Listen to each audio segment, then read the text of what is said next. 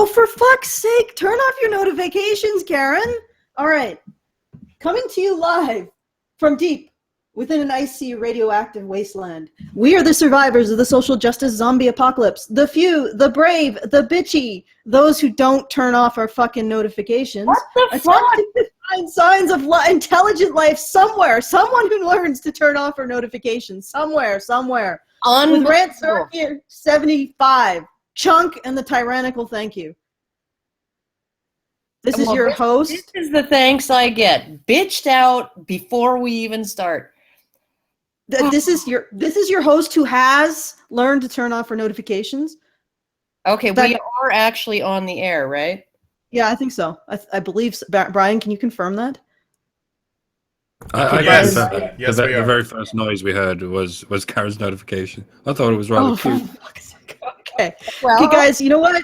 I try to tell people to turn their notifications off. Nobody listens to me.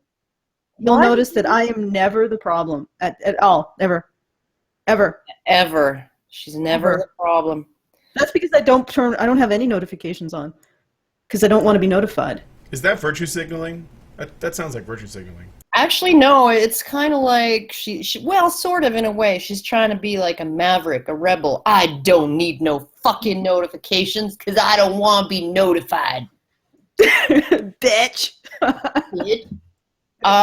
Yeah, so there you go. All right, well, I am pressed for time today. I got about an hour and a half that I can spend on this delightful article by a feminist who specializes in special pleading.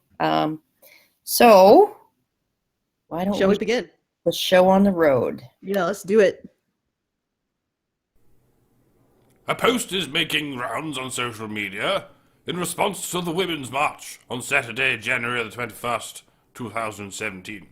It starts with, I am not a disgrace to women because I don't support the Women's March.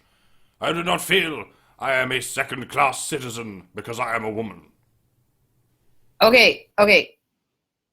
Brian, you're echoing. Oh, shit. Okay, No, don't. The viewers can't hear that, but I can lower myself. But I can. Okay. Yeah, it's going to be deeply confusing. I'll mute myself. So I think that's fine. Yeah, I know. Well, the only problem is yourself, you bastard. Okay, but right. I'm actually not. Okay, just let's go. All right, do it. This is my response to that post. Ahem. Say thank you. Say thank you. Say thank you to the women who gave you a voice. This is like oddly familiar. It's always oddly familiar, isn't it? You know, like it's yet another patriarchal male who's demanding that I thank people, you know, in the past who I may have certain things that, you know, that I will acknowledge that they did, that I appreciate, but, you know, I don't necessarily need to see them as wonderful people. Anyhow. They managed to do good despite themselves, essentially. Oh, yeah. No, it seems like that seems to be the case, is they managed to do some good despite their, you know, bad motives and unfair desires and unfair lobbying and all of that. Okay, so thank you, I guess, to the person who stepped on my foot, and then I had to stop for a moment and you know, and then I didn't step in front of a car that would have hit me if my foot hadn't been stepped on. I guess, I don't know, like, it just, all of the thank yous. Thank you for like doing something incidental that, you know, incidental to what you were actually doing. It's like essentially the feminists who say the FBI's new definition of rape for their uniform crime reporting, you know, like that. Oh, now it includes men. Oh yeah. Why? Only because men, like women, have anuses and mouths. If men didn't have anuses and mouths, they wouldn't be included. Right? It was a side fucking thing. It was a byproduct of them advocating for women. They didn't want men to be included. What they wanted was to get rid of the force element and get rid of the vaginal penetration element and make it so that you could rape women 8 ways from Sunday without them ever fucking saying no, right? And it was coincidental that men are now included because men also have these particular body parts that women have, right? It just happened that way, and they couldn't figure out a way to continue to exclude men, so they had to include them. Well, maybe they could figure out a way to cleanly exclude men and just define men's anuses as not being vulnerable at all. Oh, like invulnerable. Like their egos, I guess. I don't know. Oh, wait. Yeah, exactly. You just have a fragile anus. You just have a fragile anus. Yeah, so suck it up. Why not just get a scalpel and remove all the useless tissue from the anus that isn't needed, hey? Oh, yeah, just make just make men much more rapeable. Get rid of all of the musculature around there. Give them some diapers. There you go. Feminists, you wouldn't have to include men in the rape statistics. Woohoo! Yay! Or like I said, a male rape victim who's being anally penetrated by a man or a woman by a foreign object. Just say that he has fragile anus syndrome. Oh, and there you go. Also that he was ambivalent about his own desires at the time. Wasn't that ambivalent about his own anal continence? Yeah. So, all right, Brian. Say thank you to the women who were arrested and imprisoned and beaten and gassed for you to have a voice. Say thank you to the women who refused to back down, to the women who fought tirelessly to give you a voice. Say thank you to the women who lobbed firebombs at train stations and laced letterboxes with acid and threw an axe at the Prime Minister of the UK and accidentally hit the Minister for Ireland instead. Just say thank you to all of those women who were imprisoned for their crimes, okay? For crimes that endangered the fucking public, for their commission of domestic terrorism. Oh my goodness, say thank you to a bunch of terrorists who were unjustly imprisoned for their violent acts and their vandalism and their arson, right? Unjustly put in prison, right? And then when they went on hunger strikes because the judges would not declare them to be political prisoners, which would entitle them to asylum in other countries, okay? When the judges refused to do that, they went on hunger strikes, and then they were treated exactly like every other fucking prisoner who went on a hunger strike, and they were force-fed. Oh my God, I should thank these terrorists who were treated like the criminals that they were and then treated equally to men in prison. I should thank them for their bravery, their courage, and really, really, really feel bad for how they were treated. Like, they sent fucking acid to people in the mail. They did all kinds of fucked up shit that real people were hurt by. And one suffragette death. That fucking woman who almost killed a whole bunch of horses and jockeys by running out onto the fucking racetrack and trying to pin a women's suffrage banner on the king's horse when it was running 40 miles an hour. Oh my goodness. It was a miracle that the only person she killed was herself. Okay, and there's no real indication that the labor movement, would have not gotten the vote for women anyway. Without the suffragettes at all. In fact, it may have been that the suffragettes delayed the vote for women. Well, because you don't negotiate with terrorists, right? As a government. Especially at war. It's unbelievable. I don't even think they're right when they say they got a man's sentence. I think somebody who engaged in terroristic acts during a war would have probably been executed if they had a penis. Well, lots of the Chartists were shot in the street. Lots of Chartists died in prison, right?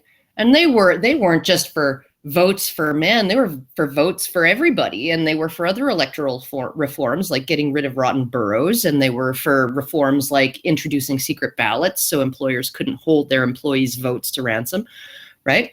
They wanted broad electoral reforms, including a universal suffrage, and they weren't just manhandled into cushy prison cells in a wing of the prison that was built especially for them because, you know, they were people of quality, ladies of quality, right? Suffragettes were mostly middle and upper middle class women.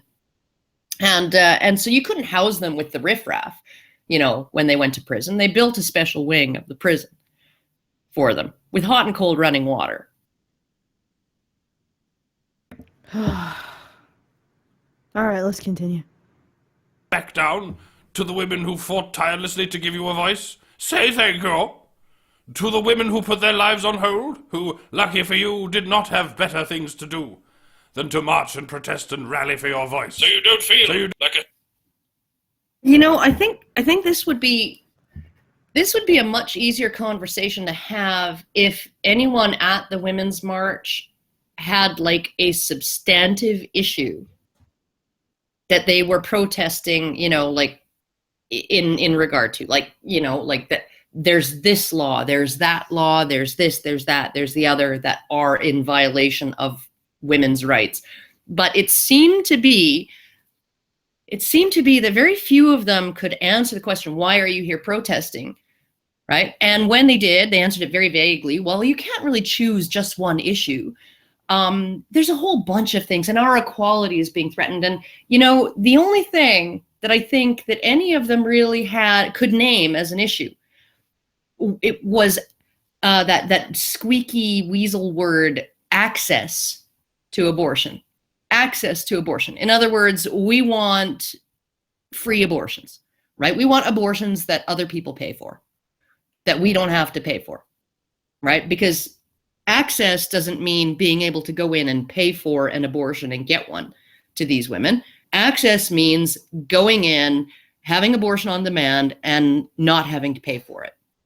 Whether the money comes from government or whether it comes from private donations, right? They define access as free shit, right?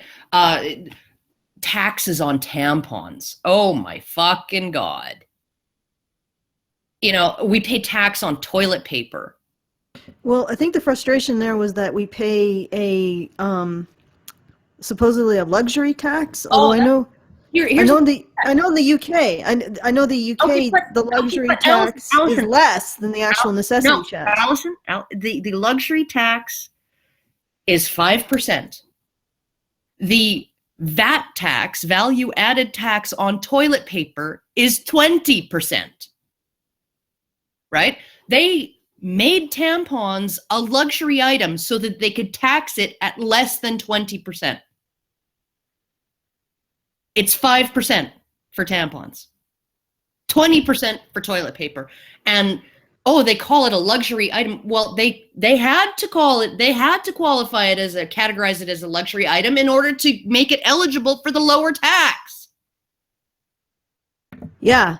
I don't know if that's the case in the US, but it is the case in the UK. Yeah. So, I don't even know, are tampons considered luxuries in the US? I don't think so. Is that even a thing? I think they're taxed. Like in Canada, you pay HST in provinces with harmonized sales tax on toilet paper and tampons. You pay GST on toilet paper and tampons if there's no provincial sales tax. Or in provinces where there's a provincial sales tax and the GST, you pay the PST and GST on toilet paper and tampons and razors and, you know, all kinds of things. So essentially, and diapers and baby wipes and all kinds of other shit, right? So essentially, tampons are taxed either at the same rate as every other freaking necessity for personal hygiene, right? Like toilet paper, or it's taxed at a lower rate. Okay, because it gets worse. As usual, as always, it gets worse. So let's, Brian, cue it. You don't feel like a second-class citizen, so you get to feel equal. Thank Susan B. Anthony and Alice Paul for your right to vote. Thank Elizabeth All right. You guys didn't create equality when you created the right to vote. Because men only got the right to vote in conjunction with other citizenship responsibilities like service to the state in wartime. If you're creating a class of citizens, one which has obligations to the state, as well as citizenship privileges, and the second that has no obligation to the state, but the citizenship privileges. And when we talk about the draft and conscription, the draft and conscription is comparable to state slavery. Even worse, because men who are involved in conscription are not treated as valuable property. They're treated as expendable tools. So it's perfectly okay to just throw them into the breach, let them die, let them be mowed down. Reading memoirs or letters from World War II, men were told on those U-boats as they approached the beach, don't worry if you die, we got more of you.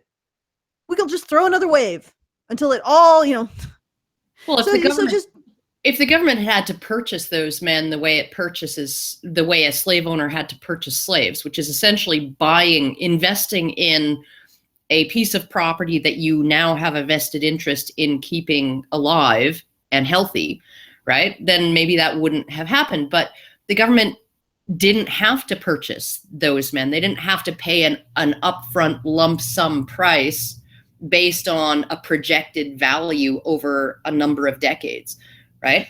They just had to pay them, the small amount of money that they paid per month as if they were employees, right? And so they didn't have that heavy investment, and they had no vested interest in keeping those men alive, at least no financial interest in it. No, they don't. No financial interest. In fact, their financial interest is better served by killing them, because then they don't have to pay them.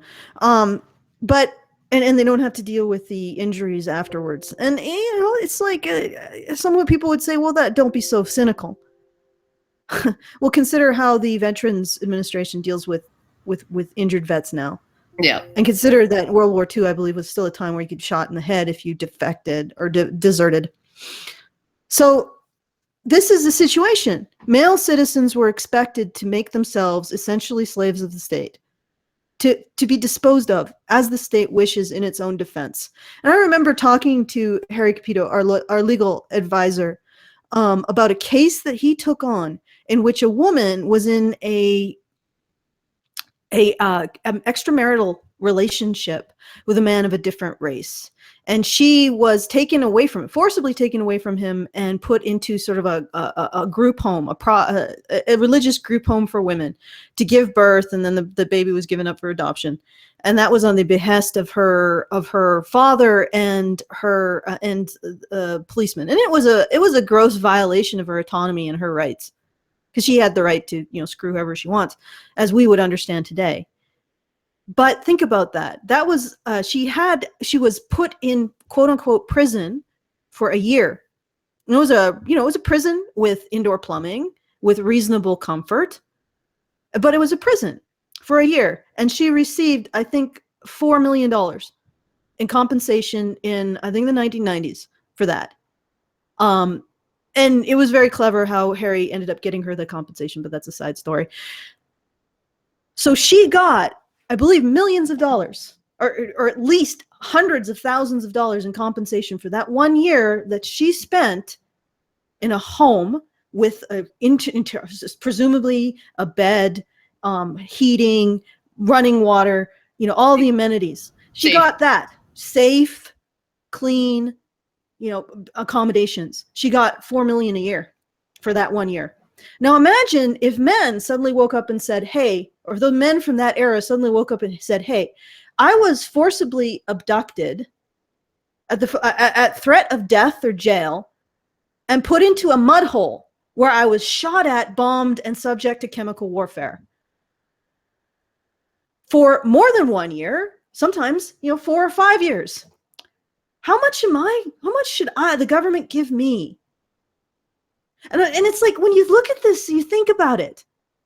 You think about a woman getting $4 million for a year of, she should not have been imprisoned. It was a violation of her civil rights.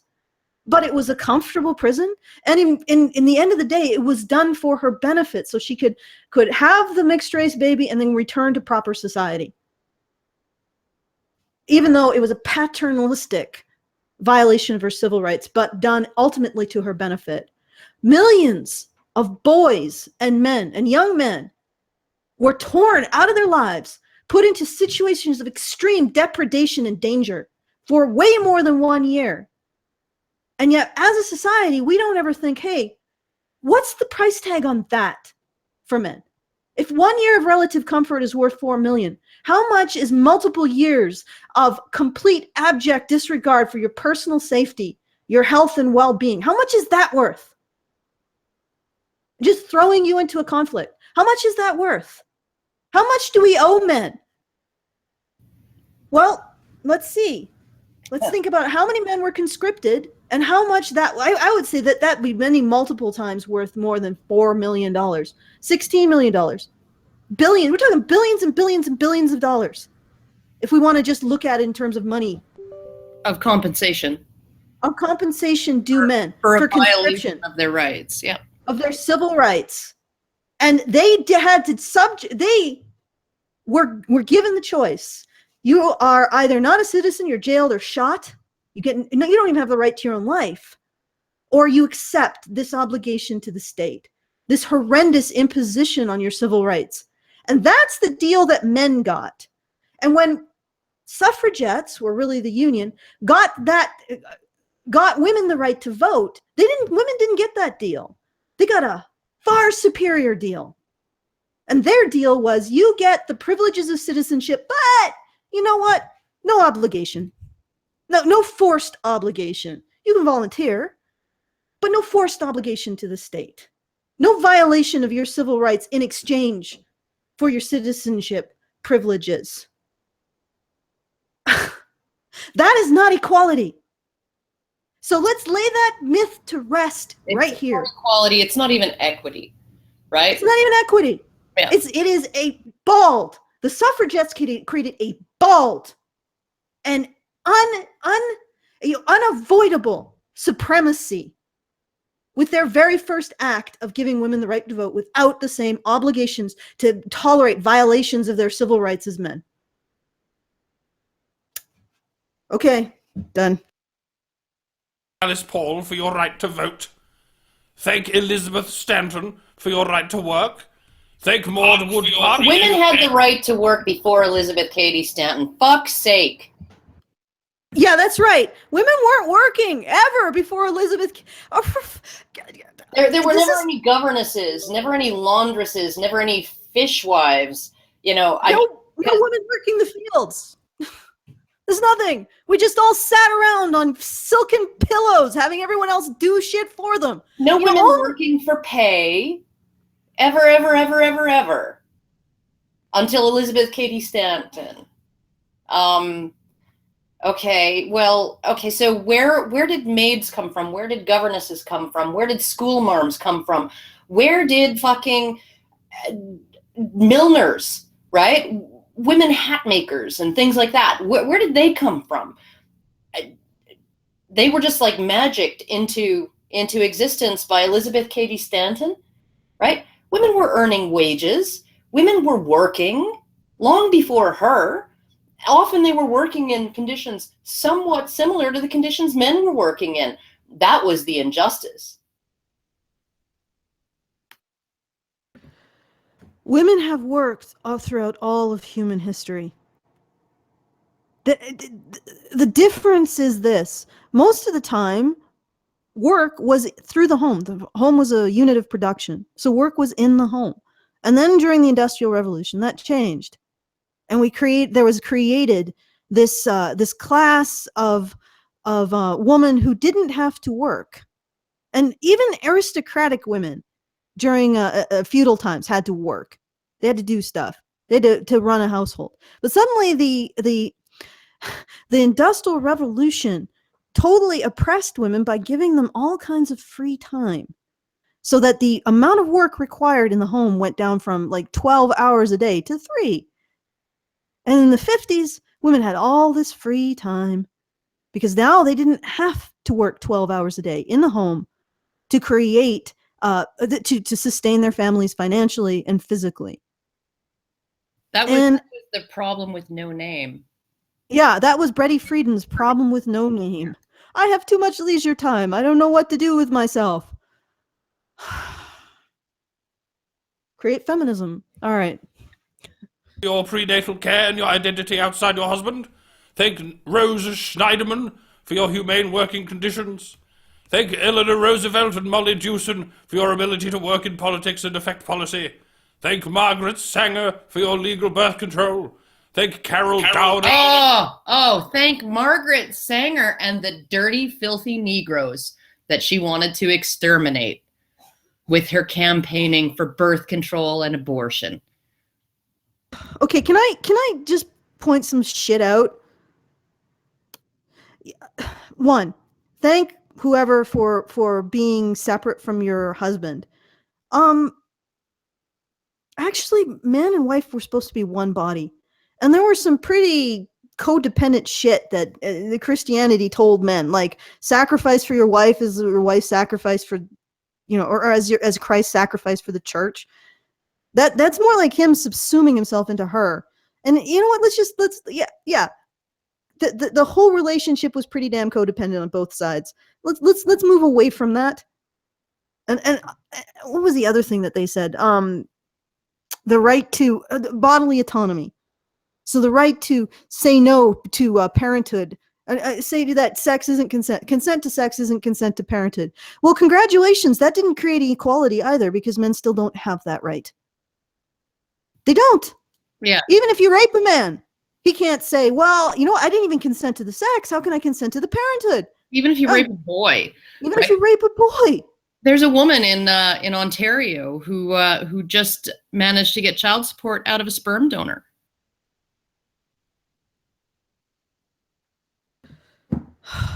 She's an obstetrician.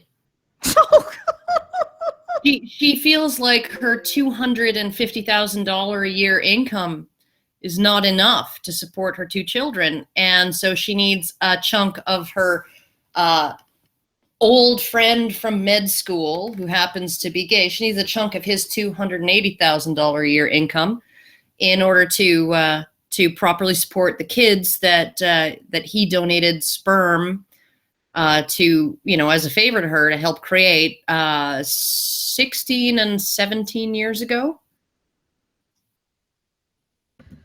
I don't know. I don't have your memory for facts. She's arguing that because they signed, after the second child was born, they signed an agreement where he would have essentially no obligations and no actual rights, but she has allowed him to be involved in the kids' lives as sperm donation legal specialists call it a spunkle, a sperm uncle. So he has some involvement in the kids' lives, which she has allowed, despite the fact that she didn't have to. And now she's coming after him for money because her $250,000 a year is not enough to support the kids. And he has given money. He gave a lump sum payment at one point of $30,000, which just voluntarily towards these kids, which she then put most of it into registered education savings plans for them for their college, right? So I mean, he's been involved. He's been generous already, but that's not good enough. She wants monthly child support from him, from her sperm donor. The pain. Let's just continue, Brian. Control. Thank Carol Downer for your reproductive health care rights. Thank Margaret Fuller for your equal education. Thank Ruth May. Margaret Fuller. I'll have to look her up and see if she occurred before 1910. She was there before 1910 or after, because, there were female physicians in 1910. So, I may have to call bullshit on that if she was active after 1910, Because, yeah, there were female lawyers in the United States, female physicians in the United States. You can't become a physician or a lawyer and actually be practicing your profession without access to equal education. Thank Ruth Bader Ginsburg, Sharon Turner, Gloria Steinem, Zelda Kinghoff, Nording, Rosa Parks, Angela Davis, Malika Sadasar. Wagatwe wanted you. What? Thank all these women. Okay. Thank you, women. I don't know for what, but just stop listing them. I'd like to thank Zelda Kinghoff Nordlinger for having an awesome name. Yeah, well, I noticed that Codger had a little chuckle in the middle of that, yeah. I can tidy up a few of those. Wagatwe Wanyuki, I think, and Malala Yousafzai. I still can't figure that one out. Well, Malala, I can actually admire Malala in terms of she wanted her education and she insisted on having it and she got shot in the head. Okay. But that doesn't mean she was bringing about equality or working for equality, because where she was, which was Pakistan, it's about roughly equal numbers of boys and girls who are not in school. And their idea of school, like when it comes to a lot of this stuff, I mean, it's like they just don't want anybody to get a Western education or a secular education. You know, they're fine for both boys and girls to attend madrasas. They just don't want them to have any kind of secular education, right? So, and that goes for boys and girls. So it's like, you know, it's like that whole freaking because I am a girl shit. That Stephen Colbert little bit where he was, you know, asking people to donate money to this charity to get girls back in the classroom because according to his little video, promotional video, 58 million children worldwide are not in school. No, well, 58 million girls, he said, are not in school. No, it's 32 million girls and 27 million boys who are not in school globally. 31 million girls and 27 million boys, right? So this is not just a girls issue. It's not just a gender issue, right? But way to not only pad the numbers for girls, but completely erase all the boys. That's excellent.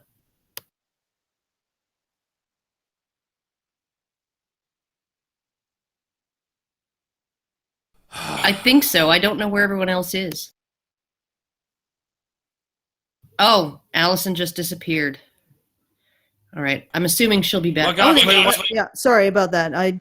When I bought my mic, everything goes to shit, and then I have to go leave and come back. But I wanted to say that in terms of boys' education, have they addressed the fact that boys are expected to earn outside of the home? Like almost everywhere in the world. Of course not. You know, it's so funny because you're like, it's like a situation where, for example, boys have the social obligation, and just use this as an analogy, social obligation to hoe the family garden plot. So they get a hoe or a spade, whatever. And the feminists are out there saying, well, why don't girls get spades? All girls should have as many spades as boys do. And yet the girls still don't have the obligation to hoe the family plot.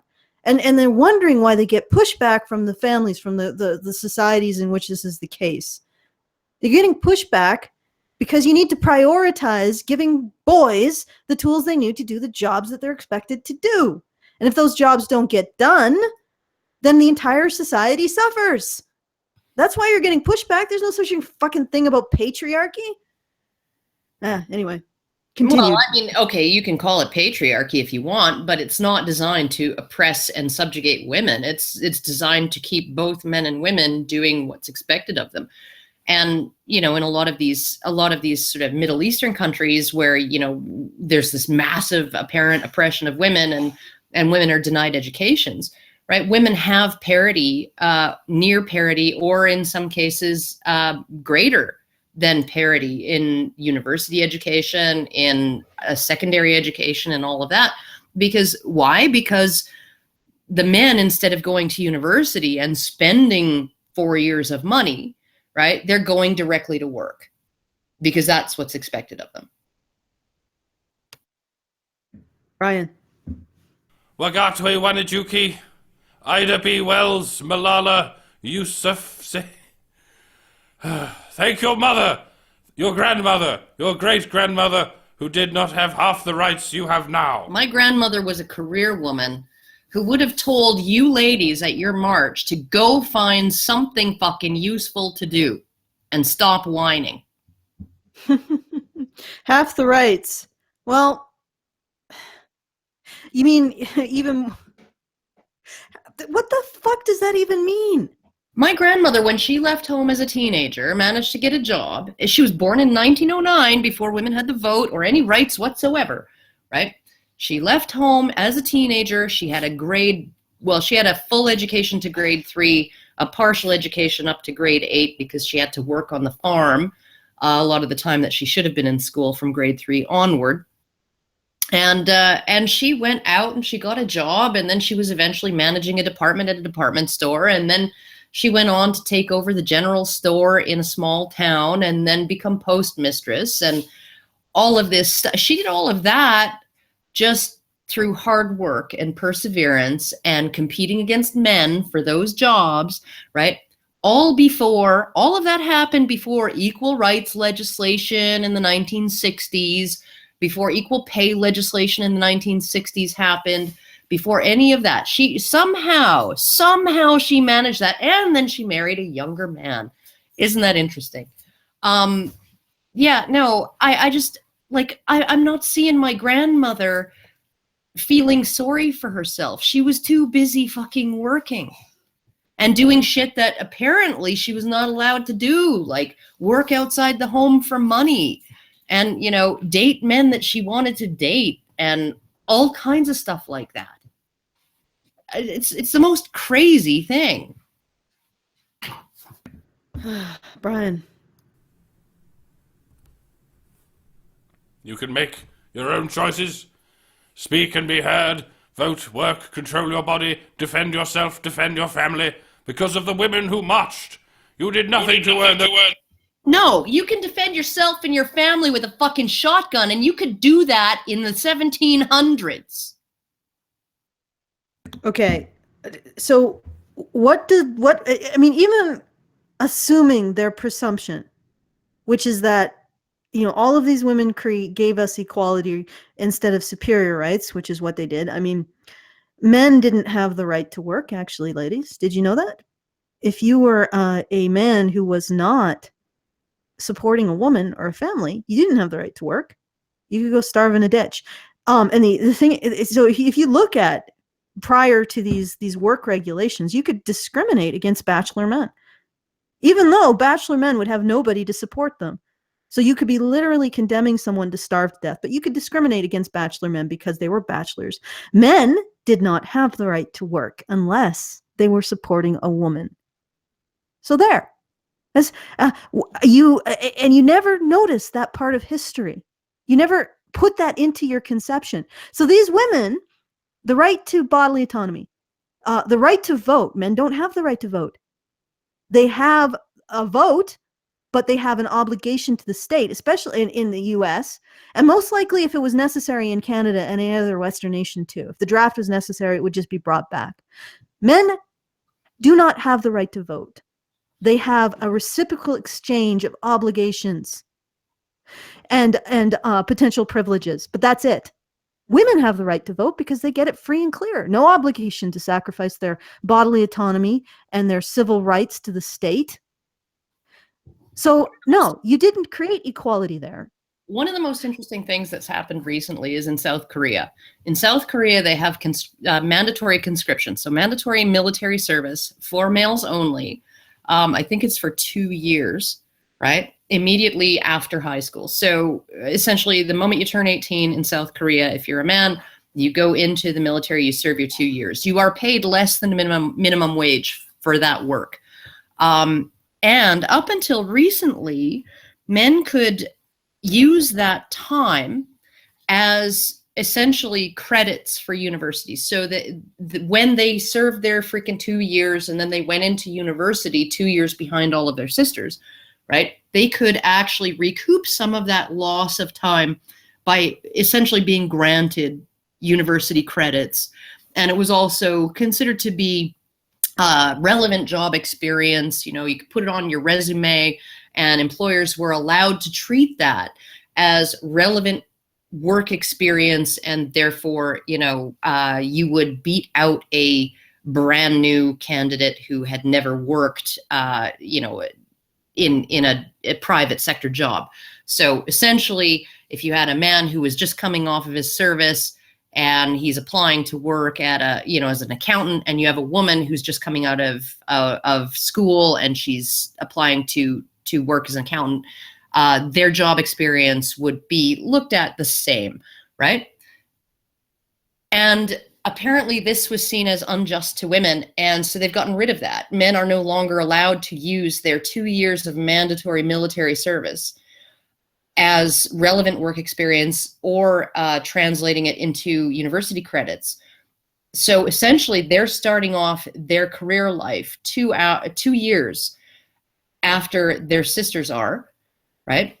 And they are being paid less than minimum wage for that time that they are removed from their lives, and their entire lives are now put on hold, right? And that is seen as a move to promote equality for women, because that was seen as unfair to women. It was an unfair advantage that men were being given, that women were not.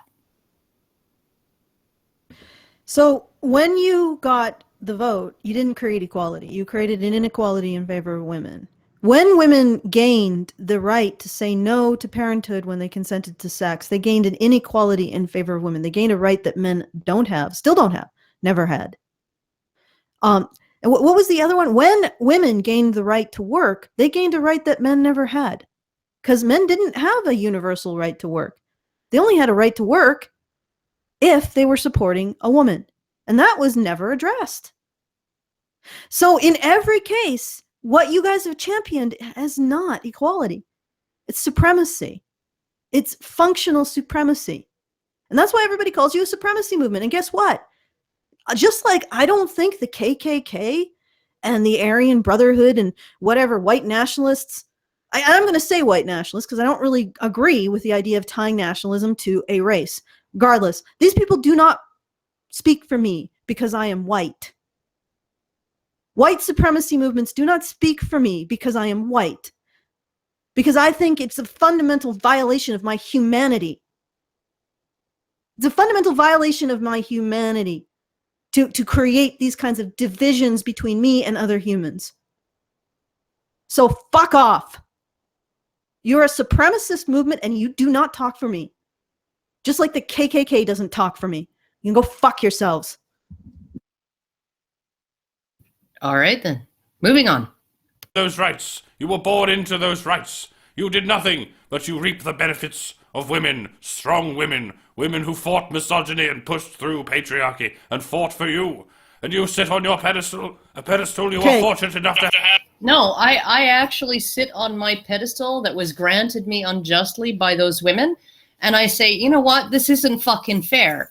Right? It's not fair. It's not equality. That's why I do what I do. The KKK fought for our rights as white people. They certainly did. They absolutely. They fought for our rights as white women not to have to deal with due process. If a I'm going to use the black man whistled at us, or if a black man whistled at us. Yeah. They fought for our rights as white people. Not to have to pay for black schools. Oh, they fought for all of our rights, right? And now we need to thank them. Yeah, no, thank you. Thank you, KKK. Thank you. Thank you, Stormfront. Thank you for my rights. Thank you for fighting for our rights. Oh, God. That is sarcasm, people. Okay, Brian. To have and type, a keyboard warrior, a fighter for complacency, an acceptor of what you were given, a denier of facts. An acceptor of what I am given. An acceptor of what I am. She's sneering. She's sneering that oh, you're just an acceptor of what you were given. But at the same time, she's saying, thank all of these women who gave you this shit.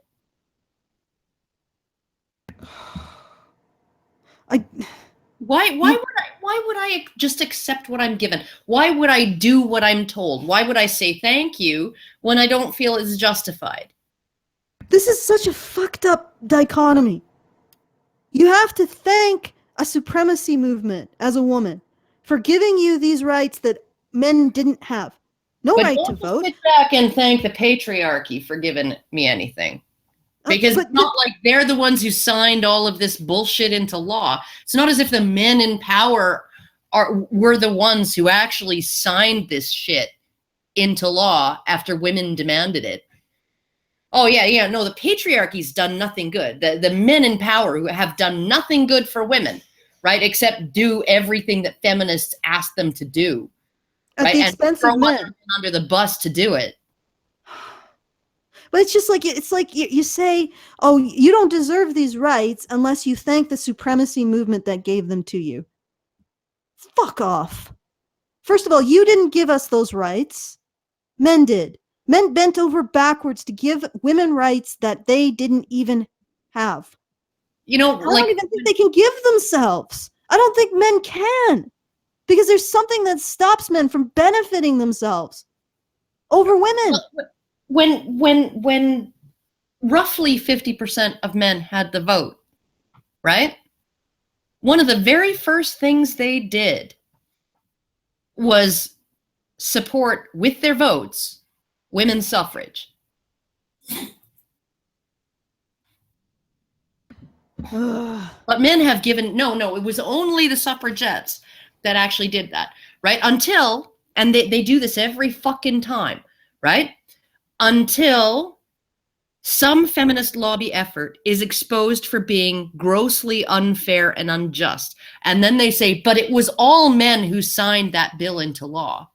It was a man who did that, right? It was patriarchy that did it. That's what they say, right? But as long as the results of feminist lobby efforts are still viewed in popular terms as being just and fair, right? They will take all of the credit. And, the patriarchy can go suck an egg, even though the patriarchy was the one who actually put the final fucking dotted the I's and crossed the T's and put the period on the fucking...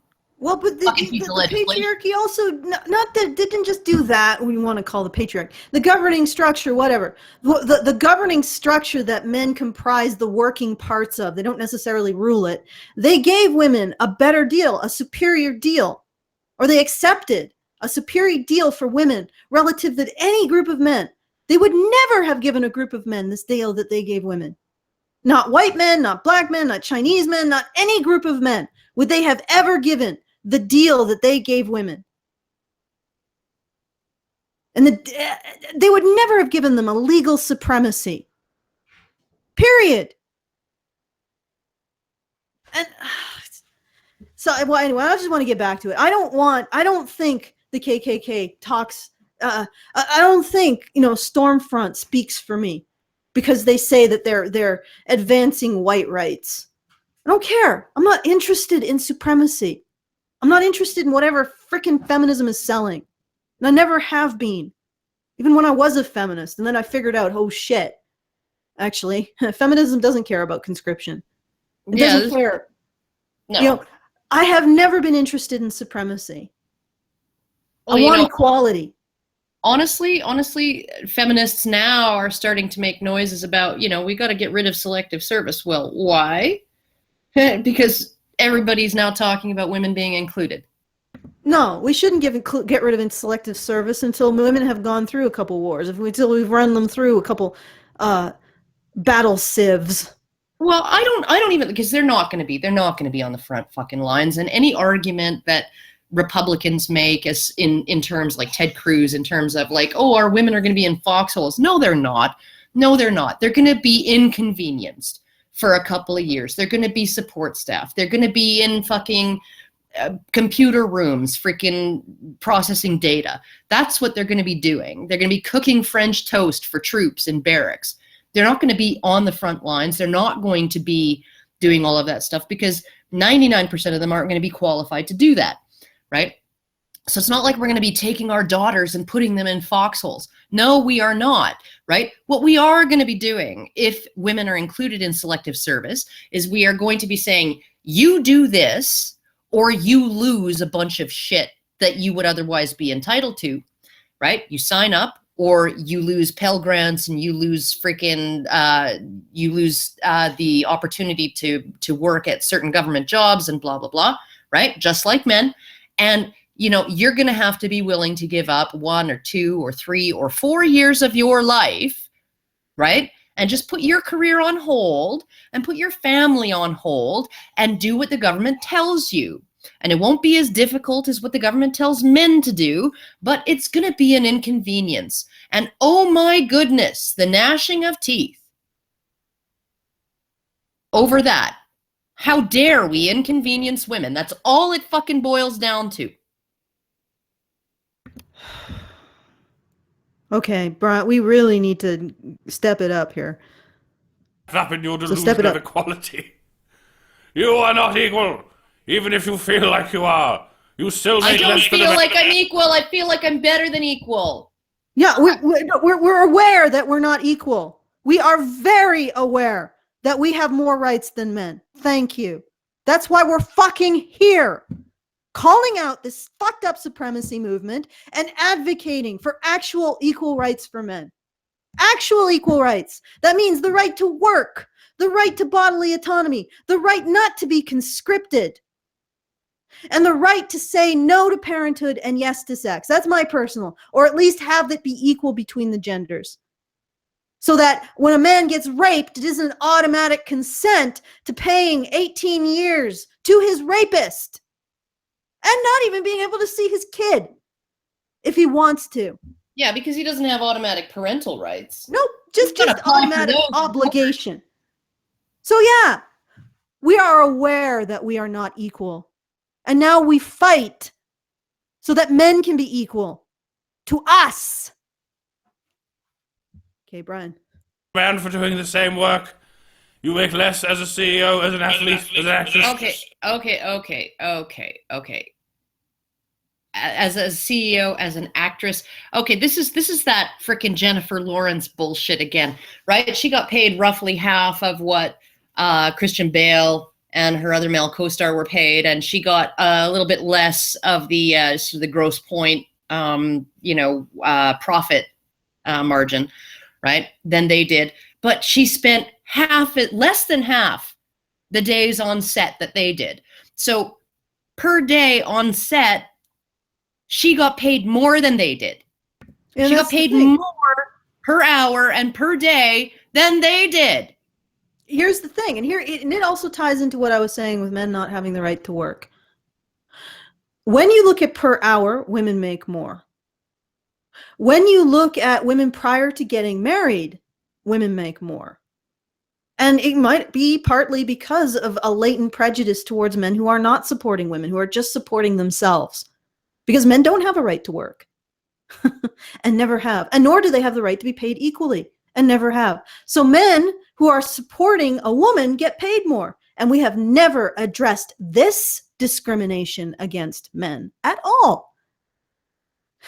And when that man is being paid more because he's supporting a woman can, guess what? Take more time off work. If you incentivize women having free time and not making money by creating a social system in which men are not just expected to take care of women financially, but they are given financial penalties if they do not do so. And also, the government will take money away from men in terms of taxes and give it to women. If you want women to earn as much as men, you need to take away these avenues by which women get money without earning it. Because guess what? Women spend more than men. So for every dollar that a woman spends, she only has to earn 72 cents. What I love is that you have these guys who are under the gun for alimony and child support. I mean, like I dated one of them. He was working at a job that paid him about $10,000 a month. Working outdoors on an oil rig, he'd had multiple injuries, hand crushed twice, all of this, right? And he was supporting his wife and 5 children. He was working in northern Alberta, supporting his ex-wife and 5 children and her boyfriend, okay, in Nova Scotia, paying, $6,000 a month in alimony and child support. That's what he pays out of his $10,000 a month that he earns, right? And he can never leave that job, right? Because his payments are set so high that if he lost his job and ended up having to work at the gas station pumping gas or something like that, right, for $2,000 a month, by the time he could actually apply in court and have his child support and alimony reduced, he would already be so far in arrears he would be in prison, right? Now, you think maybe he's a little more motivated than she is to work in a high-paying job to actually have gainful employment? You think maybe his incentives are a little more extreme than hers? Yeah, this is what's fucking hilarious. The government literally penalizes men for not working and gives them nothing if they don't, if they're incapable of work. So literally men are being manacled to a fucking chain gang. And we're saying, well men are breaking more rocks than women. It's a conspiracy against women. Well, maybe we should take away some of the freaking, not just the incentives, but the disincentives not to work. I mean, the first huge disincentive not to work is you don't get laid. You won't fulfill an essential function of being a pair bonding species, which is finding someone to pair with if you're a man. That is like the biggest disincentive for men to take lower paying jobs or jobs that are more not so detrimental to their health. And that includes high stress executive positions. And then you have on top of that, all of the legal and governmental disincentives towards men for not working hard. So, you know what, ladies, if you want women to work as much and earn as much as men, either apply the whip to their back or take the whip off of men's back. But either way, don't fucking complain that the group of people who has no choice whether or not to work, period, actually ends up earning money at the end of the day, especially since you end up spending more money. Like, it's unfucking believable. Anyway, Brian. As a doctor, you make less in government, in the tech industry, in healthcare.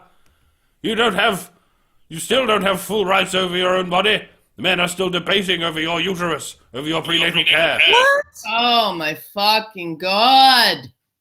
If women actually lost full rights over their uteruses, and it's not rights over your uterus, you don't have an abortion to avoid pregnancy, you have an abortion to avoid parenthood.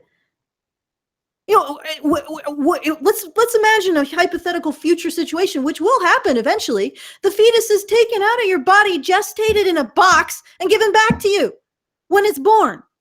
Is that the solution to abortion, ladies, feminists? No. How about this? How about this? Okay, so you get pregnant, okay, and you don't want to be a parent, but your boyfriend does. Okay, so he has the fetus removed, right? Instead of an abortion, he has the fetus removed intact and placed in an incubator, right? And it is artificially gestated, and then he has custody because that's half his genetic material, right? And he has custody of it, and then he comes after you for child support. Does that seem fair? I mean, you had complete control over your fucking uterus, bitch. Yeah, you have complete control, feminist. Complete control over what happens to your uterus. You just don't have control over whether or not you become a parent. And believe me, that scenario is rapidly approaching. We're probably going to be dealing with it in 10 years. And you tell me, is that what abortion is really about? Is it really about saying, hey, my uterus isn't for rent? Well, 85 or more % of women who have abortions say it's because they can't afford to have a child at this time, or they are not ready to be a parent at this time, right? It's avoiding parenthood.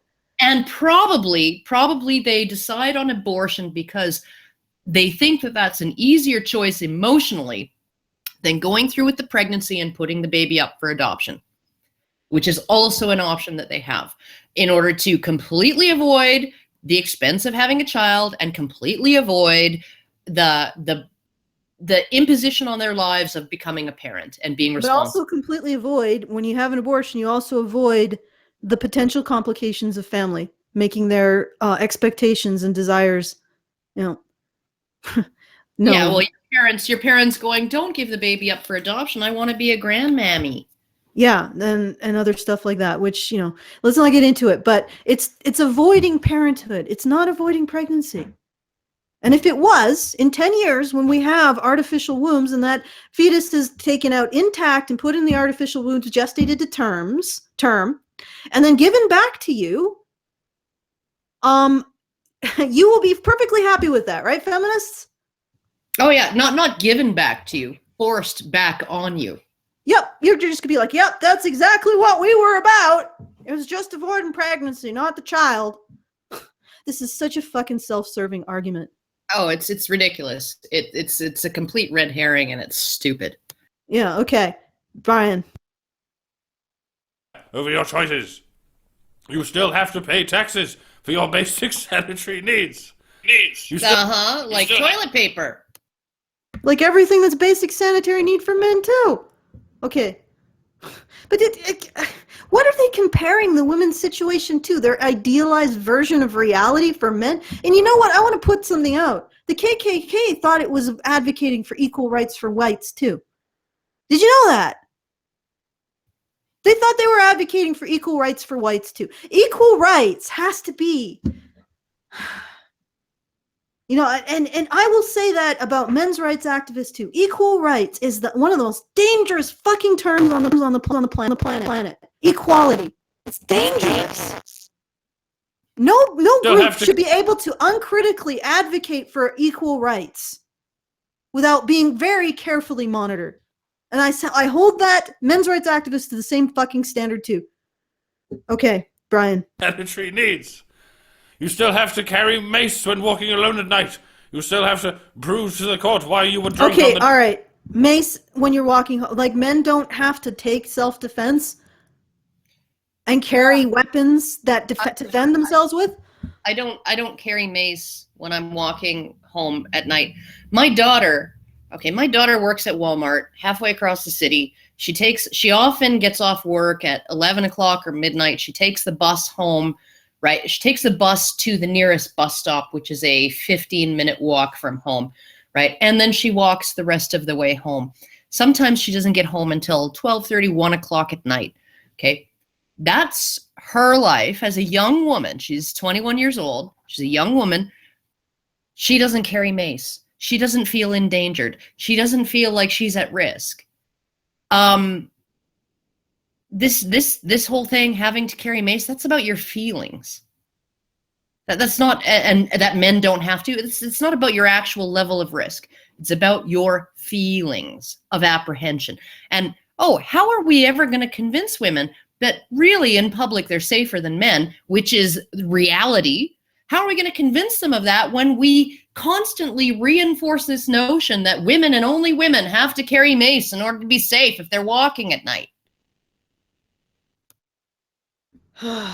Okay. The night you were raped, you still have to justify your behavior when a man forces himself on you. You still don't have paid or even unpaid maternity. Yeah, because if you're kissing the guy, if you're moving his penis to your hips, and he, you might have to justify why it's rape. Jesus fucking Christ! It's like you have to justify yourself because that's an aspect of due process. Consent is actually a defense against rape, a charge of rape. So saying she was asking for it is the only defense against the charge of rape. And this is like they've stigmatized the one defense against the charge of rape. Okay, Karen, go. I am blown away by this. Like that they think that this entire conversation about consent and sexual assault can be divorced from the subject of wrongful convictions, right? It can be completely divorced from that. And that essentially, oh, I didn't rape her, she consented. Well, that's just what a rapist would say. How Kafkaesque, right? And how dare you require that she justify her accusation against you? My God, it's like we have due process. Holy shit. And I mean, I'm making an accusation against a group of people, and I have to justify my accusation against them. God forbid a woman making an accusation against a man, have to justify it. I mean, I even understand that I have to justify it, and I understand and respect. They should just be able to point their finger, and then we're all going to the hanging tree. Yeah, but then feminists would have to realize that they would give all women that power, including pointing fingers at feminist organizations headed, run, and manned by men. You know, I could point my finger at the particular feminist organization that I'm currently pointing my finger at, and boom, they're gone. No need for a trial. Yeah, but except for it only applies, Allison, this only applies in cases of domestic violence and sexual assault by men against women. Don't you realize that? That is the only, that's the only kind of context in which we should listen and believe. Hashtag I believe survivors, right? No matter what, is when women are victimized by men, and that's it, right? And any forcing of women to actually prove their cause of action against a man they claim has violated them in some way, okay? That is unjust. That's unfair. It's inherently misogynistic. Okay, but the thing is that I qualify. The situation that I'm in qualifies for every single one. I was done wrong by a group of feminist men in an organization, and I am pointing my finger and saying, "Yep, they did this thing." Allegedly, I'm going to say allegedly, because it still hasn't been proven in a court of law. And according to feminists, according to your feminist logic that you've just explained, not your feminist logic, but your explanation of feminist logic, they should just be convicted. But except for that, you're an honorary man and they are honorary women. Oh, okay. This is fucked up tangent. All right, Brian. You still don't have paid or even unpaid maternity leave. You still have to go back to work while your body is broken, while you silently suffer from postpartum depression. You still have to fight to breastfeed in public. You still have to prove to other women it's your right to do. To other women? To what? You know, because honestly, okay, like, and I've worked in the hospitality industry for a long time with male and female servers, and the only complaint that I have ever heard from male servers, when it comes to a female customer breastfeeding her baby, is I don't know where to look. I don't know what's polite, right? When I'm taking their order or whatever, I don't know where to put my eyes when I'm interacting with them while they're breastfeeding, because I don't know what's going to come off as offensive, right? I don't know if I'm going to come off as leering or being weird, but I don't want to come across as awkward and make them uncomfortable, right? So it's hard for me to figure out what to do, how to interact with a woman who's breastfeeding, right? The women that I have worked with have been, that's absolutely disgusting, and I can't even, like, bring a bottle. Okay. That being what it may, okay? Nobody understands the protocol about breastfeeding in public. It makes people uncomfortable and awkward. We need to develop a protocol. Maybe you could just drape a freaking blanket over your breasts. Problem solved. I think, does that not solve the problem? Generally, yeah. Generally, just covering up is good enough. But at the same time, I mean, like, it's because there is this sort of sexual connotation to women's breasts, right? Male servers tend to, be a little bit uncomfortable because they don't want to come across as creepy.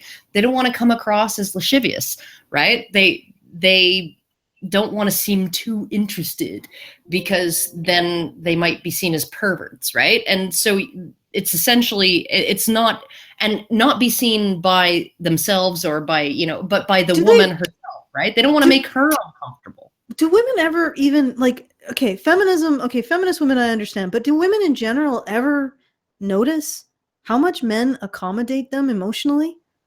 They don't ever notice that, right? They don't ever notice that, like, they definitely notice when a man doesn't.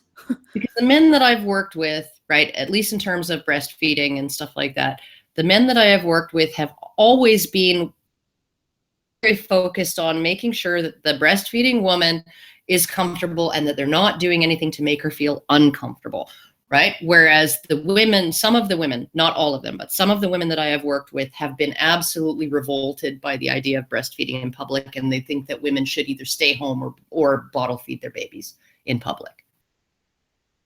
Well, personally, I guess I'm a little bit prudish. I like the just drape something over or pre-bottle thing. Most women cover up, at least at the point where, like, if there's anything visible, it's like, I don't know, a square inch of skin above the baby's nose, right? Yeah, okay, but so ultimately that's fine. I think that's a reasonable compromise. And it's just me, and I don't want to. Squirting bodily fluids is just something that I like to do. You know, it's in the privacy of your own home, but it's a necessity. Whatever. Are you saying you're a squirter? Oh God, no! All right, okay. All right, Brian. You still have to prove to other women it's your right to do so.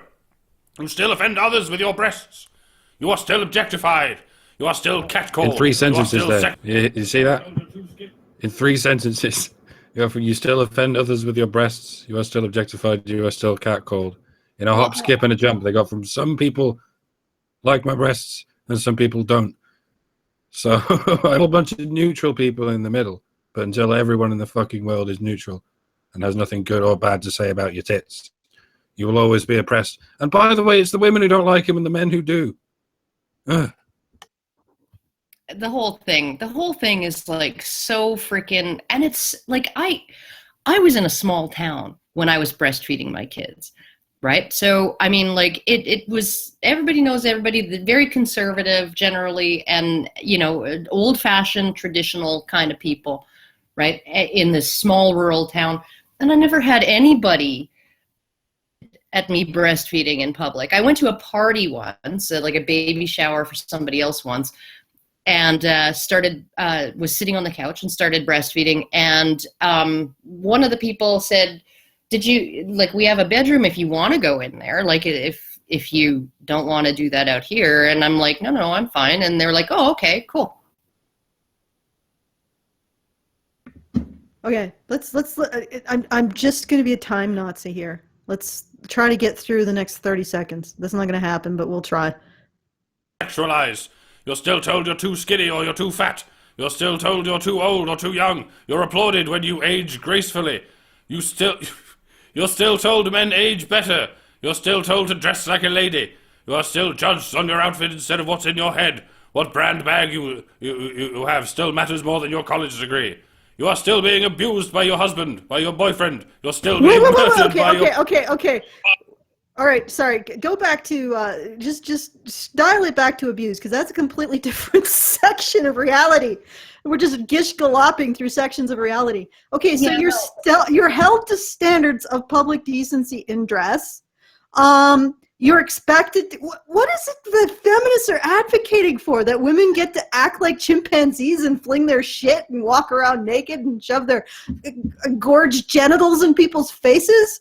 Like, I don't know. And the whole thing, you know, your handbag matters more than your college degree. Only to other women, maybe.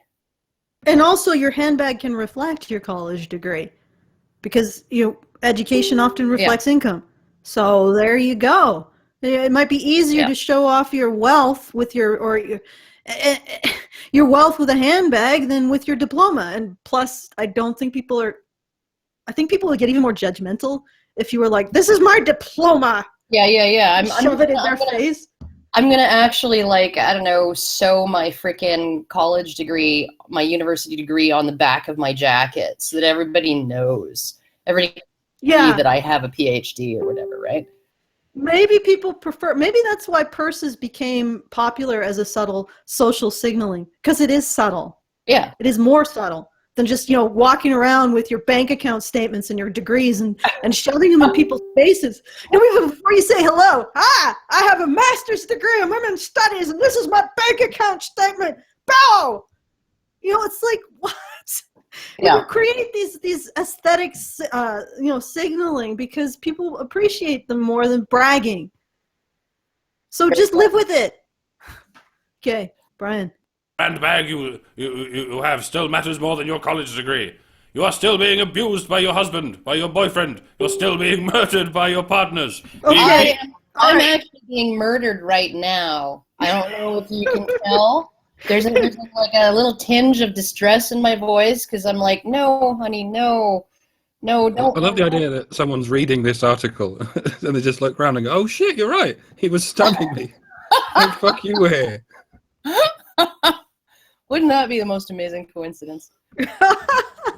Okay, but all of these things happen to men. So what's your point? I just like the thing. No, but she's lumping all women into this. You, every woman. You are still being abused by your boyfriend, by your husband. You're still being murdered by your spouse, right? You're still being. No, I'm not. I'm not abused by my boyfriend, who's soon to be my husband. He doesn't treat me like shit. If anything, I'm the one constantly threatening to murder him and reminding him that he's worth $750,000 to me dead.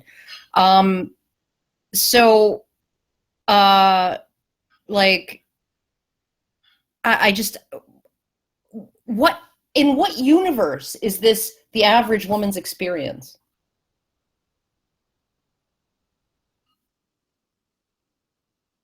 I don't know. Oh. It's not in my universe, but in my universe, I know a lot more women who've attempted to murder their partners. But let's move on from that. That's sort of a sad story. I'm happy that I don't know any men or women who've attempted to murder their partners. Yeah, that's a good place to be. Not even me, even though I threaten it every day. Go ahead, Brian. You are still worse off if you are a woman of color, a gay woman, a transgender woman. You are still harassed, belittled, dehumanized. Your daughters are still told they are beautiful before they are told they are smart. Your daughters are still told to behave even though boys will be boys. Your daughters are still told boys pull hair up. People notice that you're beautiful before they have the chance to assess whether you're smart. And I have nephews. I have two nephews who are extremely, extremely attractive. And they get told all the time by their relatives and by their parents' friends and stuff, oh, what a handsome, he's going to be a lady killer, he's going to really, be a heartbreaker, all of those things, right? All based on their looks. Like, people like attractive people, and last I checked, being considered attractive was universally sort of, a compliment. It was something that maybe you wouldn't be proud of, but it would make you feel good that people find you physically attractive. That doesn't mean that anybody's disregarding your brains. It just means that, I can tell by one look whether somebody's physically attractive. I have to talk to them for a while before I know they're smart. I don't get why they have a beef with the sequence here, being told you're beautiful before being told you're smart. I mean, as a child, you are beautiful before you're smart. I don't particularly find children beautiful, but their parents do, and apparently they're at their most beautiful or cute when they're babies, but they're not very fucking smart. And it's not just fucking children. You notice beauty before you notice smarts, because you notice beauty as soon as it walks in the room, and you don't notice smart until they start talking. Light travels faster than sound. I'm pretty sure that's true. Okay, Brian. Up into them because they like them. You are not equal. Your daughters are not equal. Okay, this is so fucking stupid. Wait. Could you somarize what exactly was said? Because I don't even know. Pulling pigtails and pinching girls, and then the adults tell the girls, oh well, that's what boys do when they like you. It is what fucking boys do when they're 8 years old and they like a girl, because they have no idea how to freaking show that without massively exposing themselves to rejection. And kids don't like rejection, so they're not going to come out and say, I like you, I think you're pretty, right? They're especially not going to do it if they've been rebuffed in the past, right? Or been told by a snarky girl that, oh, boys are gross. Okay. So they're not going to do that. They're going to pull pigtails. They want the girl's attention, right? Sometimes that behavior is bullying. Sometimes it is of affection, a way for a boy or a girl towards a boy of letting them know, hey, pay attention to me. I want to interact with you. And this is the most risk-free way emotionally that I can think of to do it. Boys do it to girls, girls do it to boys. Actually, girls are a lot more aggressive, in my opinion, and they have their own.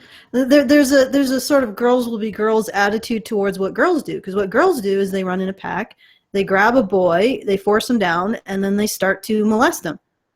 That's very common among girls.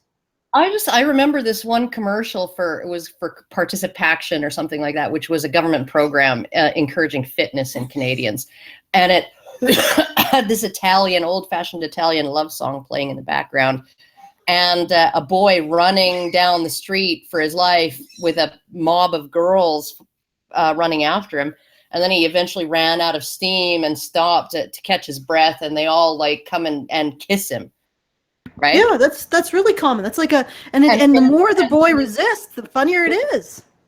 The slogan is "Stay fit because you never know." Yeah, the more the boy resists, the more the boy doesn't want it to happen. The funnier we seem to find it when girls chase boys down and force kisses and affection on them.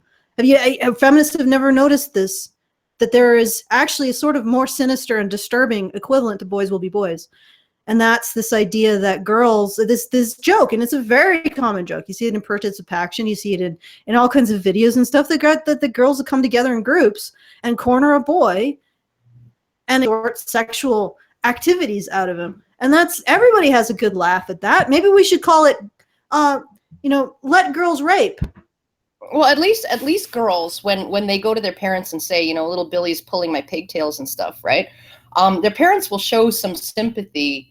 And then they'll say, but it's not because he hates you, it's you, right?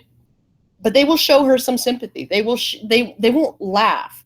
They won't laugh and tell her she's scored, right? Yeah, and and the whole narrative of that is that there's something wrong with the boy, almost. And that he needs to be taught to accept male or female affection, even when it's forced on him. If you wanted to call out boys will be boys, boys will pinch girls or pull their pigtails when they're interested. Why don't you call out that group sexual assault that girls seem to get a pass on doing? Okay, next, keep going. You are still systemically oppressed. Estonia allows parents to take up to 3 years of leave, fully paid for the first 435 days. The United States has no policy requiring maternity. So move to Estonia. Yeah, move to Estonia. Enjoy Estonia. Okay, keep going, Brian. Leave. Singapore's women feel safe walking alone at night. American women do not. Yeah, because Singapore's men get fucking caned. Oh. For spitting out their gum on the sidewalk. You get caned. Right? So everybody fucking behaves in Singapore. Just a second. I'm going to look up the CEDAW map for Singapore. Singapore actually, it's a very gender equal country because girls and women are exempt from caning, from corporal punishment. It only applies to boys and men. Okay. Let me just a second. Just keep going, Brian. I'm gonna update you on what we find. New Zealand's women have the smallest gender gap in wages at 5.6%. United States pay gap is 20%. Iceland has the highest number of women CEOs at 4. Iceland has 50 corporations. something like that. And they have 44% women CEOs. For their tiny little economy. I think there's not even 1 million fucking people in Iceland. Like, you're gonna compare that to the United States? Like, ugh. Anyhow, go on. Okay, well, at 44%. United States is at 4%. The United States. Wait, Brian, go back a bit. I'm looking at the CEDAW map now, and I'd like to find out the pay gap statistics. What countries did they cite? They said New Zealand, I think. Okay. New Zealand has a pay gap of only 5-point-something%. All right. Okay. Let me take a look here. New Zealand. Because I can tell Singapore seems to have. Yeah, it seems to have this worse. It's got a darker color on the CEDAW map than Saudi Arabia. It's fascinating. That can't be right. I'm sure. All right. Sorry? I'm sure it is right. Really? No, that can't be right. Why not? That would mean. Well, that they're cherry picking one specific thing about Singapore and saying Singapore is better than the United States in this one thing. Therefore, the United States is epic fail. Well, that isn't convenient narrative there. I know. And in Rwanda, women have much better representation at all levels of government in terms of elected officials. Absolutely 100%, right? And let's not look at the reasons for that. You know, the fact that women are like 65% of the population or higher in Rwanda because the men were all genocided. Oh, Jesus Christ. All right. Okay, Brian, go ahead. Safe walking alone at night. American women do not. New Zealand's women have the smallest gender gap in wages at 5.6%. United States pay gap is 20%. Iceland has the highest number of women CEOs at 44%. United States is at 4%. The United States ranks at 45 for women's equality, behind Rwanda, Cuba, Philippines, Jamaica. I get it. Okay, so move to fucking Rwanda. Yes, move to a war-torn state that's just recently experienced a genocide. But make sure that you were part of the group that was genociding, not the group that was genocided. Well, okay. I don't know. As far as I can tell, there was, after the Tutsis regained control of the country, they did their fair share of retaliatory genociding and raping. Oh, it's almost like violence is a cycle. It's almost like that. It's so strange. Brian. But I get it. You don't want to admit it. You don't want to be a victim. You think feminism is a dirty word. You think it's I know. I think that people like you should move to fucking Rwanda and just go there. Just go there and be happy. Because they're ranked higher than the US on the Gender Equality Index. Just please go there. Please fucking go to Rwanda. All right. Can I just, yes. I noticed that you use your victim narrative as a way to excuse supremacy as equality. And I noticed the only reason why you get to do that is because women, you are working off an older narrative in which women are weaker and more vulnerable than men. Otherwise, you would have been stopped in your tracks at some point. And then you complain while you perpetuate this narrative that you don't like the effects of the narrative that you are creating. And we go around and around and around and around and around and around and around. And then you complain about the changes that you instituted 2 decades ago. Because guess what? It's life. Life, there's as the Buddha said, life is suffering. If you're going to constantly measure social progress by women's suffering, there will never be progress because women will always suffer because they're human. And suffering is sort of a part of being human.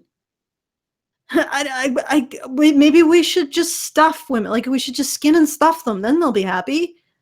Because they won't be human anymore. Like so much of the shit that they complain about, or the causes of the shit that they're complaining about now, right? Women earn less. Okay, well, how's maternity leave going to help when taking time a year off of work, right, results in essentially a pay penalty and career penalties, whether you're a man or a woman, right? So how is that going to help close the wage gap? How is increasing welfare benefits and incentivizing women to work less rather than more, right? So, and measuring poverty in such a way that it doesn't include alimony, child support, or probably about 80% of the benefits provided by government to low-income families, female-headed families, that have a monetary value, so Medicaid and things like that, right? Those women would be paying for that health care if they didn't get it from the government. And so it has a monetary value, but that's not included in the measurements for poverty, right? So essentially, the more we give them, right, in these non-monetary benefits that have monetary value but that aren't included in the poverty statistics, the less they have to work and the more poor they are on paper. And then we say, oh my goodness, we need to do something about all of this poverty. Let's give them more of these non-monetary benefits that have monetary value, which we won't measure. And then next year, when we take the measurements, women seem poorer than they were last year. How is any of this fucking helping? None of it is. None of it is. This perpetual victimhood is not helping a damn thing, except their pocketbook. Okay, Brian. Fight for equality. You hate the word pussy. Unless, of course, you use it to call a man who isn't up to your standard of manhood. You know the type of man that allows his woman to do whatever she damn well pleases? I get it. You believe feminists are emotional, irrational, If I allowed my man to do whatever the hell he pleases, so he can go out and he can, like, fuck hookers, and he can spend all of our money on gambling and freaking like blackjack and hookers and all of this shit, right? He can spend all of our money on bullshit and booze, right? And so that we lose the house, right? And I allow him to do this. He's abusing me. But if he doesn't allow me to do whatever the hell I please, right? He's abusing me. Okay. All right. So we get to have women get to act like chimpanzees on PCP, and nobody can say boo. And if they do, they're abusing them. Oh fucking God! You know what's so funny? Is feminist women generally fold like a wet napkin in the face of a guy who is really dominant. I don't want to say dominant, just confident and willing. Not even confident, just an asshole. Well, I mean, here's the thing, right? And you can't tell the difference between confidence and assholishness because it's all the patriarchy, right? I tried to have this discussion with Gavin McGinnis, right? And he said, well, women want men who control them. And I'm like, not exactly. No, women want men who are willing to put their foot down. And it's not, I'm going to put my foot down, honey, and you're going to do what I want, right? You will obey me. No, it's, I'm going to put my foot down and I'm not going to do what you're demanding. That seems to be the kind of man that actually maintains a level of respect within his relationship, mutual respect, right? I'm not going to force you to do things that you don't want to do. You don't get to push me around either, right? That seems to be the healthy relationship. And feminists, on the whole, tend to think that they want men who are obsequious, men who are submissive, men who are supplicating, men who will do whatever they're told, whatever they're asked, without complaint, right? And yeah, maybe they do want that on some level of their brain, but those are the men who end up divorced. Okay, what I'm getting at is feminist women tend to be extremely emotionally incompetent and not able to keep their own position with any kind of resistance. So when they encounter a man who isn't actually a feminist or a supplicant, who's constantly trying to bend over backwards, if they encounter a man who not just stands up straight, but actively pushes them over, they don't know what the fuck to do. They just get pushed over because they have never experienced the ability to battle that kind of resistance. It's like they would be the standard ground. They would be in a situation where they're a fighter that's a supposed fighter who's only ever fought against people who just take a fall, and they find an actual fighter and they can't fight. Mm-hmm. And they can't even distinguish between the guy who's just standing up for himself and the guy who's plowing them under.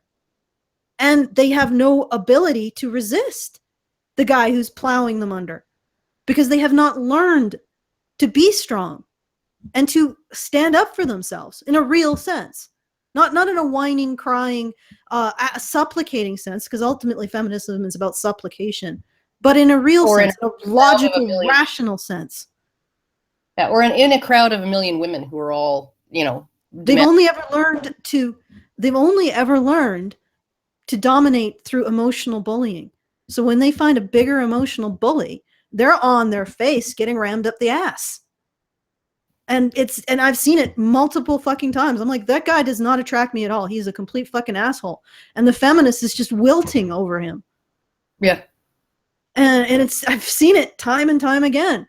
So it's so funny that they come around and turn around and say, well, women who hold themselves to a standard of rational discourse and being able to be strong enough to, give up a good fight with a man who stands his ground, they turn around and say, well, you guys, because you don't demand supplication, emotional supplication, you guys don't know how to take care of yourselves. You just get run over by men. I'm like, I don't get run over by men. Like Camelia Paglia said, I stand my ground. I use my logic and reason. I fight back when I feel like it's a situation that's appropriate. It's you guys. Yeah. When you encounter a man who doesn't supplicate to your emotional bullying, you end up on your fucking knees. Well, you're the ones who freak the fuck out when somebody tells you to go make them a sandwich, right? And I'm the one who just laughs because it's like the most retarded fucking thing ever. I mean, it's funny, it's a joke, right? It's like it's a ridiculous sophomoric joke, but it's still a joke. And often it's meant that way, not always. But it's like, what do I care? What do I fucking care whether Chang thinks I should give up my right to vote and go make him a ham sandwich? Well, yeah, right? It's just like, it's, if you're going to just use, this is emotional supplication, expect emotional supplication from men and not expect reason and accountability, then, like I said, you can't tell the difference between a man who's standing up for himself and a man who's bending you over backwards. And furthermore, you're more attracted to the man who's an asshole. There you go. All right, moving on. You believe feminists are emotional, irrational, unreasonable. Why aren't women just satisfied with their lives, right? You get what you get Why and you don't aren't get women upset. satisfied with supremacy? I don't know. I don't know. Like, I honestly, the whole idea of satisfaction with your life, compared to how things were 100 years ago, 200 years ago, 500 years ago, I mean, like, things are pretty cool right now. I don't have a whole lot to complain about in terms of my own life. And that's after living probably 20 years of my adult life under the poverty line. I still didn't really have that much to complain about.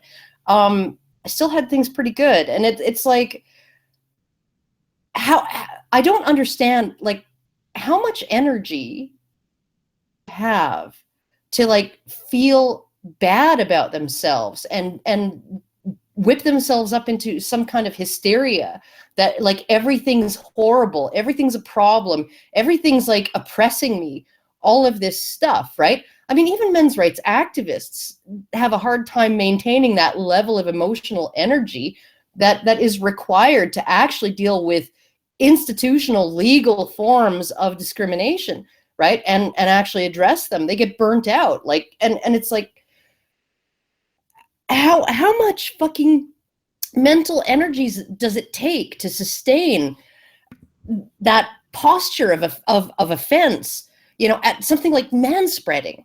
Well, it's right. Outrage is addictive. They're actually angry about it. Well, no, but they have outrage. They don't have anger. They have outrage. Outrage is basically, running downhill, because when you direct anger downwards, it's always easier than directing anger upwards. Directing anger upwards is exhausting. Directing anger downwards is really easy, and it's fun. That's why a woman's march can be in the millions, or 75,000, whatever. And the freedom fighters could only march. That's the civil rights movement. The Black civil rights movement could only ever march like 6 people, because it's exhausting to direct anger upwards. Well, it's dangerous too. Extremely fun. It's fun and easy to direct anger downward. To gang up on people who are already down. And the Women's March just basically proves the exact opposite of its premise. If you are are absolutely privileged to be part of a population of people that can take time off pay to fly, and not face the potential loss of their jobs or their income by marching, you are, by definition, an incredibly privileged group of people. You're more privileged than any other group of people in the country. There was that one woman, right, who got kicked off of a plane.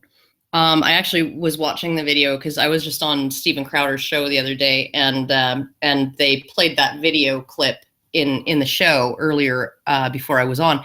But she sits down next to this guy on the plane, and she asks him, "Oh, what are you going to? Why are you visiting DC?" And he said, "Oh, I'm going to the inauguration to celebrate." And then she just fucking starts in on him. She starts in on him about how he's a horrible freaking person. He's a misogynist. He's supporting a white supremacist and all of this. And you think you have the moral high ground and you're just a piece of crap, blah, blah, blah, right? So he calls the stewardess over and he's like, can I move? Like, I don't want to spend this whole flight next to this woman who's berating me, right? She doesn't stop. Okay. She just keeps right on going. And finally, she's asked to get off the plane, and she was told, "We're going to have to remove you from the plane." And she was absolutely fucking stunned. She was absolutely shocked. She was like, "What? What? You're doing what? Right? Like, I don't have the right to essentially harass the person sitting next to me on a plane for the entire flight. I don't have the right to do that, right?" Like, this is really what it boils down to, is it really is punching down. That guy, I mean, he didn't say anything mean to her, nothing. He was just like, and he wasn't even like, "Can you remove her from the plane?" He was just like, "Can I switch seats with someone?" Right? That's a woman who feels entitled to punch down. Yep. And by the way, when she was escorted off the plane, there was applause from the passengers. I know that makes it sound like one of those bullshit Tumblr stories, and everyone in the bus applauded. But it for real happened. Everyone on the plane applauded. Yeah, no, and thank fucking God, because like that kind of behavior is just absolutely like they don't realize that, what they're doing, that they're being bullies. They don't realize that they're harassing. Maybe they do on some level, but I think that they actually honestly feel that they are the underdog. And, then reality comes and bites them in the ass, right? That, you're not actually the underdog, and you're being a bully, and now you have to get off the fucking plane. Well, eventually, if they have their way, that won't happen. So women will be able to sit on a plane and verbally berate, and, maybe feel up as well, men, whenever they want. Well, they can already do the second, really. But, at least the first has some controls on it at this point in time. All right, Brian. Right, I get it. You want to feel empowered. You don't want to believe you're oppressed. because that would mean you are indeed a second-class citizen. You don't want to feel like one. I get it. But don't worry. Okay, all I will right, walk stop right here. Okay. Your allegations that we're oppressed are, okay, you're going to make an allegation. You're going to make an assertion about reality. Well, the thing about assertions about reality is they are by definition scientific, because an assertion about reality is pulling on this idea that it has been established based on a scientific authority. That, you know, science is about reality. It's about describing reality. If you're going to assert something about reality, then you are pulling on the authority of science. When you pull on the authority of science, that means your claims have to be held to a standard. And that standard includes proving to a jury of your peers that you have attempted to falsify your claim to their satisfaction. So when you assert that women are oppressed, you should have already attempted to falsify your claim if you want to assert that it's a claim about reality. And you should have done it to the satisfaction of people who are not, you know, people who are either neutral to the claim or even actively hostile. Instead, feminists assert that women are oppressed, and they actually stigmatize people who are holding that assertion to the standard that it should be held to. Now, they stigmatize people like us who are saying, well, you have to demonstrate you've proven you've attempted to falsify your hypothesis, and you haven't. So they are making this claim about reality without ever having had to hold it to the standard that it should be before it becomes a claim about reality. This woman wants to say, yeah, this is my opinion about women's stage. That's fine. She can have whatever opinion she wants, but she's claiming reality. She doesn't get to claim reality. Not until she has proven to me that she has attempted to falsify her hypothesis, that she's proven to me that she has ever in her life entertained the possibility that women aren't oppressed. And I can tell you right now, feminists never have. Therefore, she's asserting this as describing reality based on nothing. Absolutely nothing. Yeah, and then anybody who challenges her statement, anybody, not just people who provide counter evidence, right, but people who just say prove it, right? They are offensive. Those people are offensive to her. So essentially, we have a completely unproven assertion about reality that nobody can question, and then she complains that when we question it, somehow it's because of some sort of emotional desire for empowerment. Maybe it's a desire not to embrace bullshit. That you've never proven this. And we're just saying, prove it. Prove it. And not just prove your statement by saying, oh, well, women, blah, blah, blah, blah. Prove that you have attempted to falsify your statement that women have it worse. Prove it. Yeah. Show us your work. Yeah. Measure X and measure Y before you say X is greater than Y. Yeah. And then they complain, oh, you're misogynist. No, we're not misogynists. Because when you assert a narrative of female victimhood, you're actually also hurting women, unless it is actually, it's a provable assertion about reality, which it isn't, because you've never proven it. So we're actually your best friends, lady.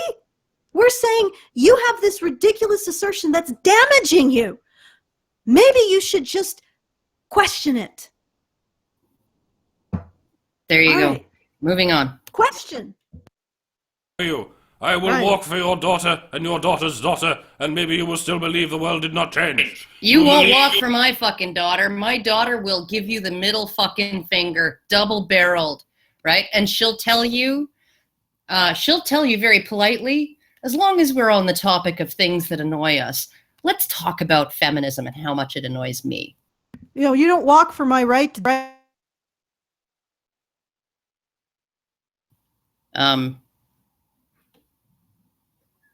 Okay.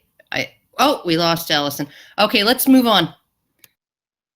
You've always had the rights you had to have today. And that's okay, because women who actually care and support other women don't care what you think about them. They care about the future, and the future of women who come after them. Open your eyes! Open them wide! Because I'm here to tell you, along with millions of other women, that you are not equal.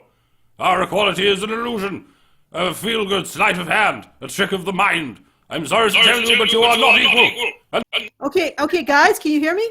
Yeah.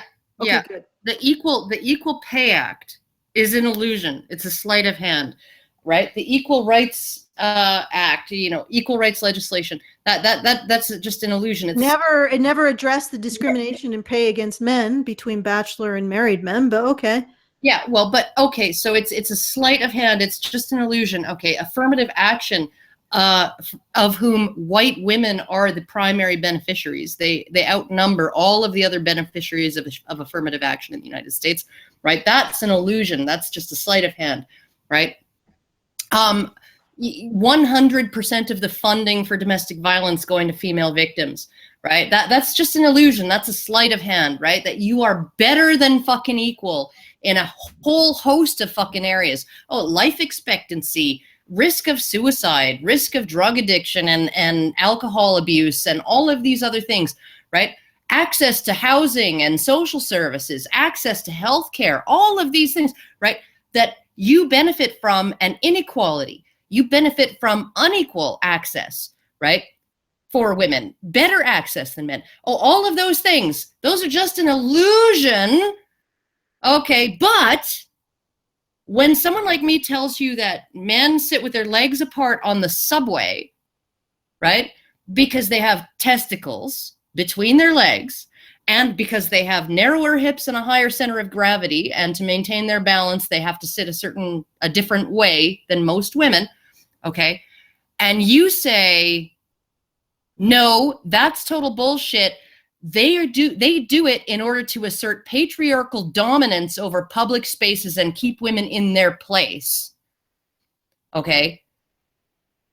I am the one clinging to illusions and sleight of hand, and you are the one describing empirical reality. Well, because, she believes that women are vulnerable and weak, so that's her reality. All right, I just wanted to say that you don't march for our right to disagree with you. And you don't march for our right to say, hey, you're asserting something about reality that you have not proven, and it is harmful to women. I mean, I'm going to talk about men. It is harmful to women. Maybe you should do due diligence in proving it before you start fish batting women. Yeah. Maybe you could do a little due diligence before you start advancing this notion that women are victims, and, getting the number of women in STEM to be half to have it. I guess it's just right now it's just a correlation, but it seems like a pretty strong correlation that this narrative bullshit that feminism spreads about women's eternal fucking victimhood, prevents their achievement. Yeah, well, I mean, so like I said, if I bought the feminist narrative and I was raped, I would not report it to police, because I would believe that reporting it is a gross, horrible, onerous process. It's a grueling process.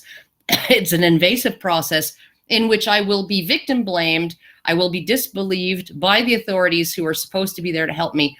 And on top of that, I only have a 3% chance of actually getting justice, even if I go through all of that process. Okay, that's what if I believed them, that's what I would be believing. And I would be like, well, fuck it. Why would I bother reporting? Right? Because the whole system is stacked against me. Right? If I believed feminists, I would believe that STEM is a field that's full of old boys clubs, male entitlement, sexual harassment. It's completely unwelcoming to women. The men there will treat me like shit, right? And therefore, I won't go into STEM. Why would I want to do that? Why would I want to put myself through that, right? I'll take something different that I find just as interesting as STEM. Yeah. So we can't question this narrative, even though this narrative may be instrumental to reducing women's achievement in various fields. Let's just set aside what it does to men. And it's instrumental in reducing women's quality of life. We can't question it because reasons. And incidentally, there's something that I noticed. I was having this argument once again on Twitter about the woman who organized the Women's March advocating for Sharia law. And I mentioned that, no, I think that Sharia law and feminism is quite compatible.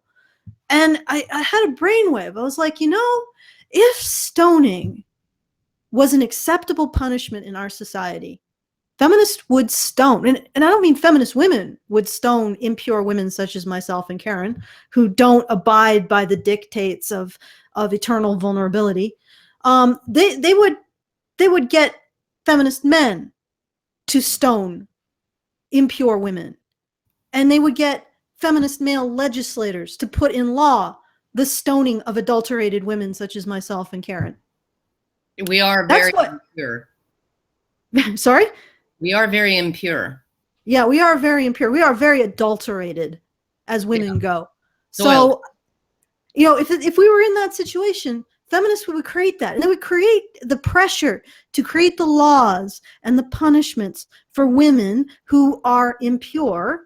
And then a couple generations, their influence would disappear, and all we would see is the sons of feminist men putting in the legislation and enforcing the laws that stone women for impurity. Yeah, no, I agree, and it's like with India and their 40 to 50% rate of false reports of sexual assault and rape, right? How much, and most of those false reports are brought by women who want to coerce marriage out of men that they have consensually had sex with. And most of those cases are resolved by the marriage of the two parties, which is exactly what the woman was attempting to blackmail the man into.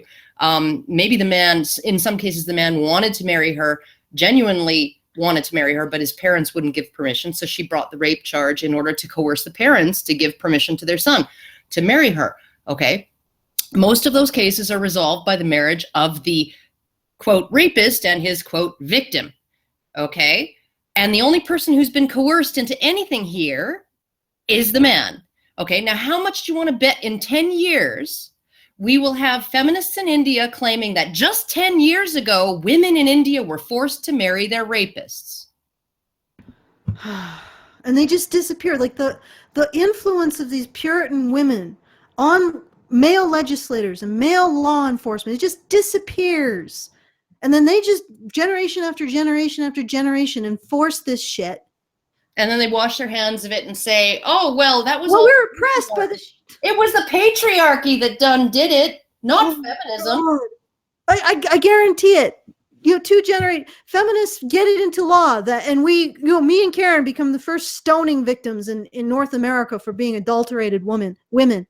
And 3 or 4 generations from now, feminists will say, the patriarchy used to stone women to death just for speaking their minds. For speaking out against the victim narrative of the patriarchy. And it's just, oh, can we get off this merry-go-round? I mean, there must be better uses for our time. Seriously. Mars, people. Mars. Better use for our time. Okay. Yes. I think that...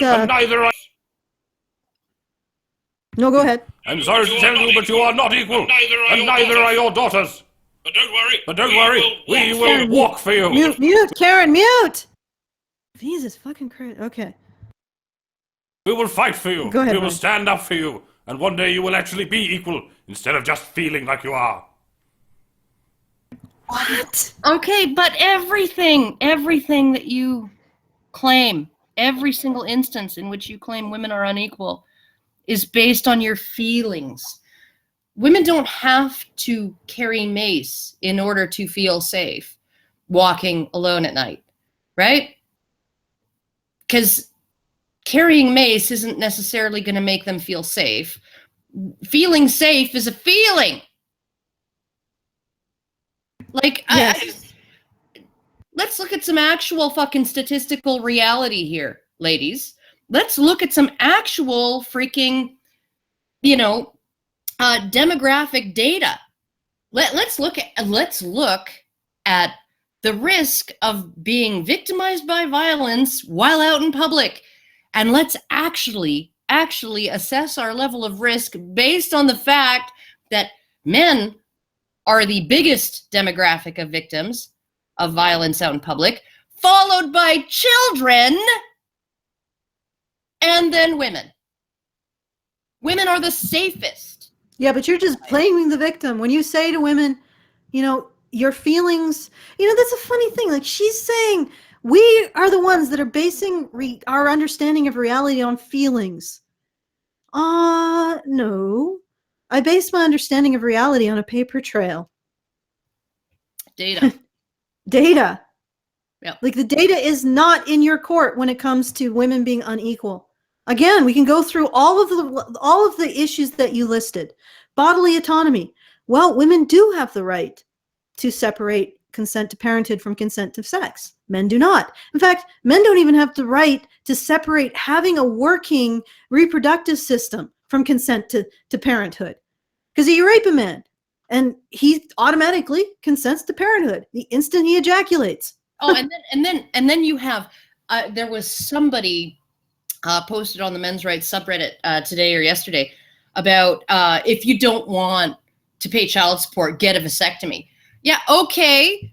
Try being 18 years old and asking a doctor for a vasectomy. Okay. Yeah, or try being you're not going to get one. You're not going to get one. And try being married and asking your doctor for a vasectomy. You require your wife's permission. Okay. In a lot of different fucking places to get a vasectomy. You don't even have the right to fucking pay out of your pocket for surgery. A GOP official in New Jersey. What? Oh God! What the hell? Okay. I don't have time for this. I'm already like 25 minutes over. Okay. All right. So we need to wrap this up. Now, let me summarize, Karen, and then we can move on. You guys accuse us of basing our understanding of reality on feels, and yet every single issue you bring up as an issue of inequality that women face is not an inequality in women against women. It's actually an inequality against men. Men do not have the right to separate parenthood from consent to sex. They don't even have the right to separate having a working reproductive system from consent to sex. Men do not have the right to have a right to vote, because they are obligated to conscription to the state, and they lose their right to bodily autonomy, their civil rights in that instance, in the US, and most likely in every Western nation if that ever becomes necessary. Men never had a right to vote, because men who are not supporting women could be discriminated against when it came to work. And even now, we see a huge wage discrimination between men who are supporting women and men who are not. So men have never had the right to work. Or the right to equal wages. And what the fuck else? Any other thing that you have brought up, we have proven beyond a shadow of a doubt, is actually a situation of legal superiority of women over men. That is reality. That is based on data and logic and reason. And you're accusing us of just feeling equal? Lady, I don't just feel equal.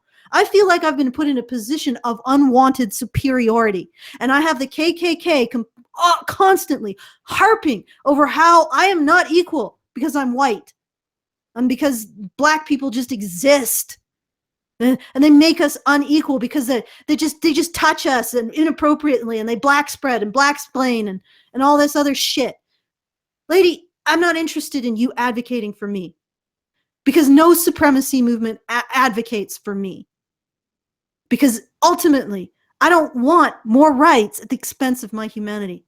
And as far as I'm concerned, advocating for more rights for women without looking at the situation for men is a loss of my humanity. To be put in that position of thanking a supremacy group for fucking over my brothers. No fucking thanks. I prefer to preserve my humanity. Okay, I'm done my rant. Brian, do you want to cue up that final bit and then we'll go? Oh, how long is the final? Oh, 1 minute. Okay, let's. 1 minute. Yeah. A GOP official in New Jersey decided to share a meme that degrades women who decided to take part in the Women's March this past weekend. Now, it's Republican John Carmen, and apparently on his Facebook page, he had shared a meme that says the following. Let's take a quick look. Will the women's protest be over in time for them to cook dinner? Okay, I put 30 seconds of please stand by because it's banana time, but you can zoom through it if you wish. Brian, you can zoom through it. I just, honestly, don't these women have anything better to do? Well, yeah, and Brian, could you turn the music off? Okay, thank you. Sorry, Brian. I guess I should have. I thought it was cute, but it ended up being deeply annoying. If you zoom to the until you see the blonde Anna Kasparian again, and we can finish that off, that'd be good.